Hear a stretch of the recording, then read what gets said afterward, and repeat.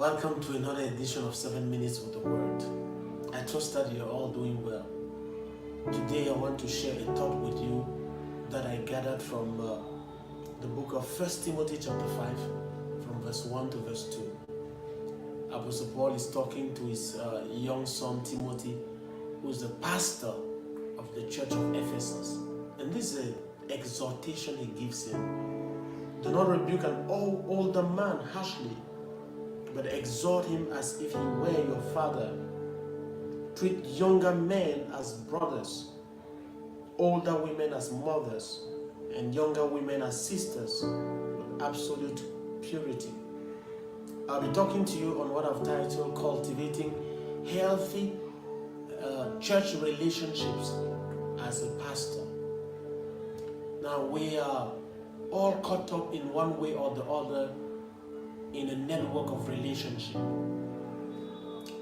This network of relationship could be that of our family, it could be that of a professional team, it could be that of a church or an organization. We are all in one way or the other involved in a web of relationship, in a network of relationship. I want to submit to you that right living, correct living, is dependent on your ability to understand those involved in your network of relationships and adjusting accordingly. Take for example, in the family, if you're a son in the family, you have brothers and sisters. Right living will be about you knowing exactly how you behave with your father, your mother, your brother and sister. You cannot behave with your brothers or your sisters the same way you do to your parents. So the identity of the person you're relating with is going to determine the nature, even the content that you're going to bring into a relationship. Now, Apostle Paul is concerned with his son Timothy's relationship with members of his church. Remember that Timothy is a pastor, and as a pastor, he's also involved in a network of relationships. And Apostle Paul wants him to cultivate healthy relationships with every member of his church. And he tells Timothy to relate with the members of his church based on two physical markers. The first marker is sex, the other one is age. So he says you behave with members of your church based on whether they are males or females, and also based on whether they are young persons or old. So within this network of relationships that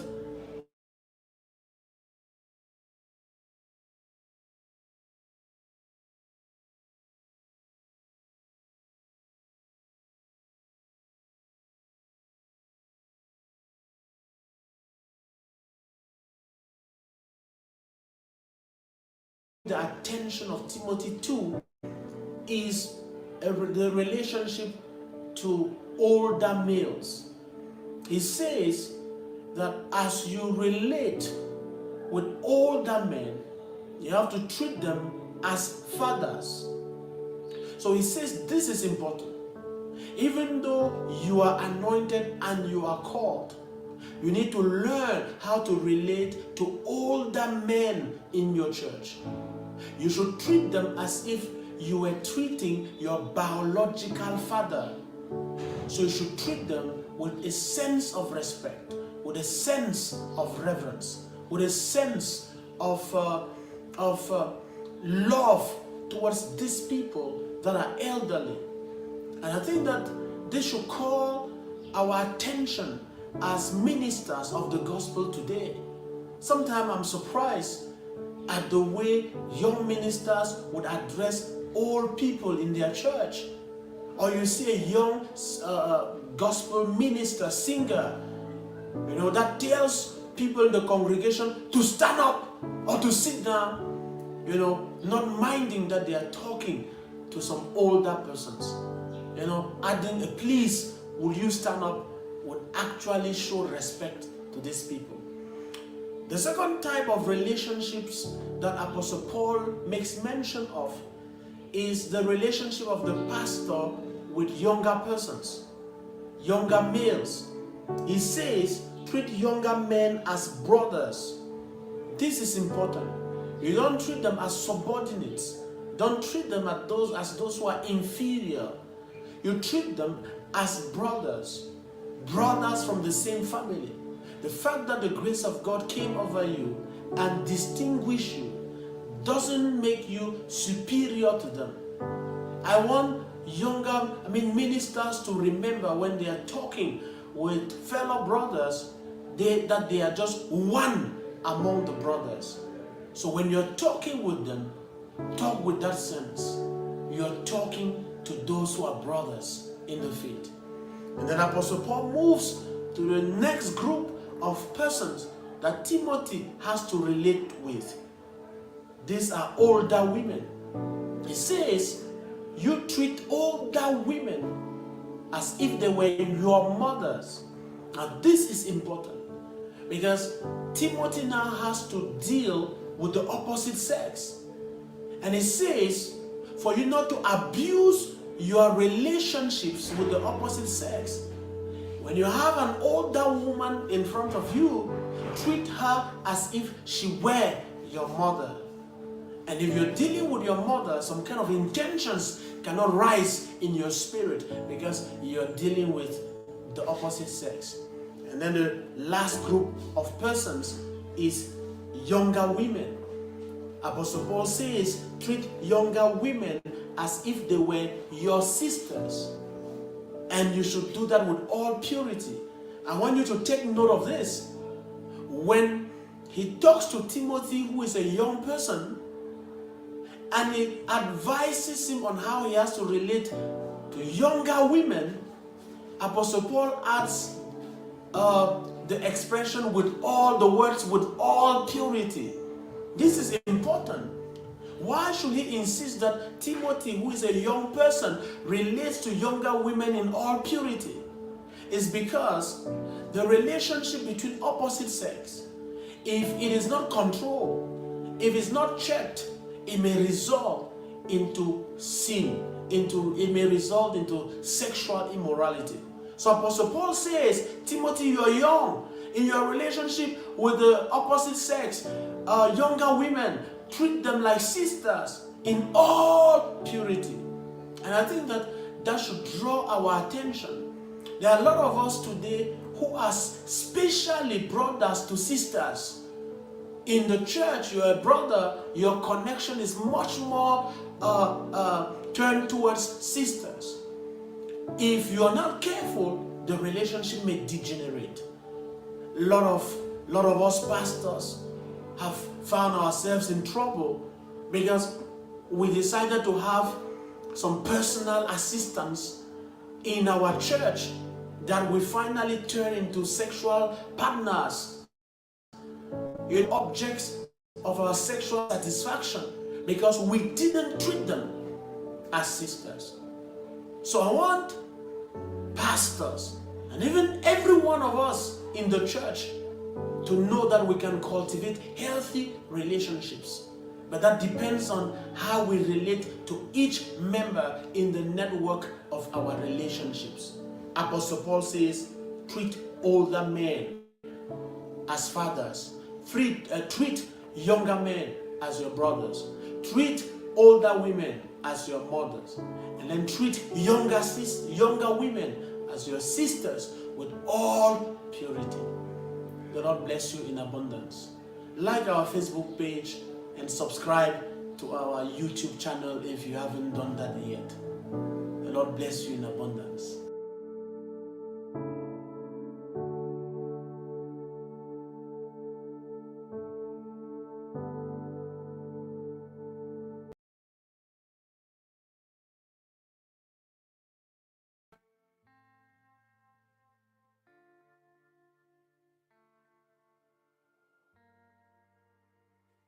welcome to 7 Minutes with the Word, a program that's conceived to uncover the truth of the Word to you and to enable you encounter the spirit life of the Word so that you walk in victory daily. Today, I want to share a thought with you from the book of Proverbs chapter 17, verse 17. I'm going to read from NIV. It says, "A friend loves at all times, and a brother is born for a time of adversity." I'll be talking to you on what I've titled True Friendship. We are all social beings. What that means is that we've been called to live in a community. And because we are social beings, we have to relate with others. We need to live a life of relationship, and we define ourselves in relationships. One of those social relationships that's important to us is friendship. I suppose that all of us should have had friends before. You may have a friend or friends. Friends can be a source of blessing. Sometimes people have been stabbed by friends as well, destroyed by friends, hurt by friends.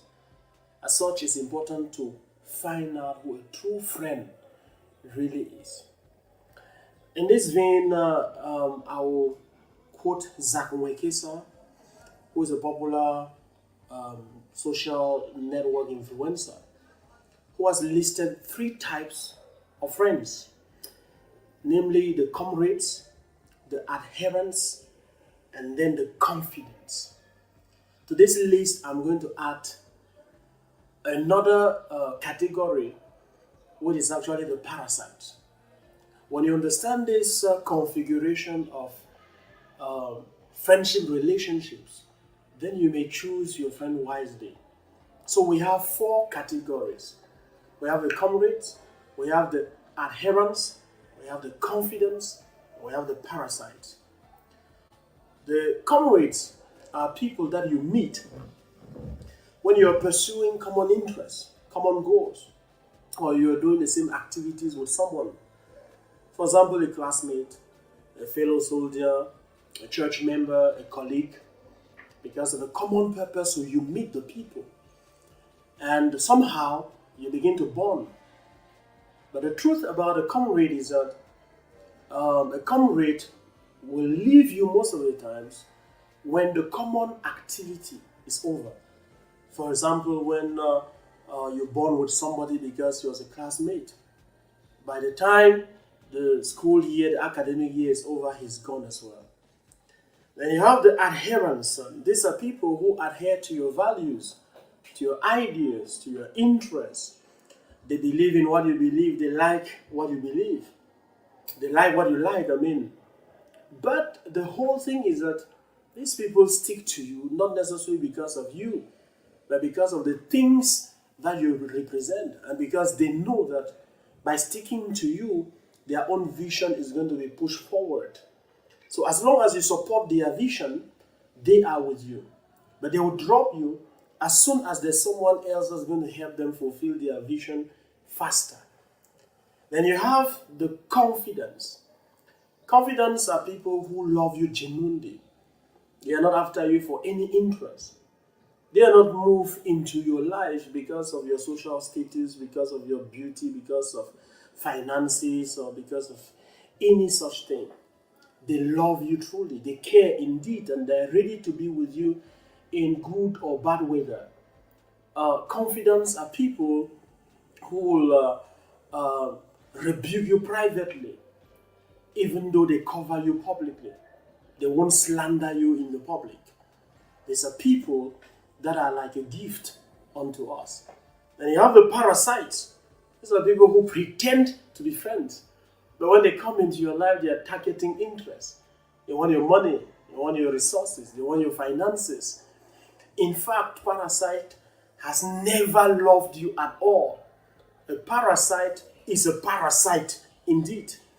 I say parasites have the form of friendship, but they deny the power of real friendship.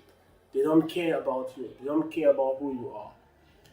And today, my message for you is that you need to look for confidence. Confidence. Because these actually the people that Proverbs 17:17 is talking about.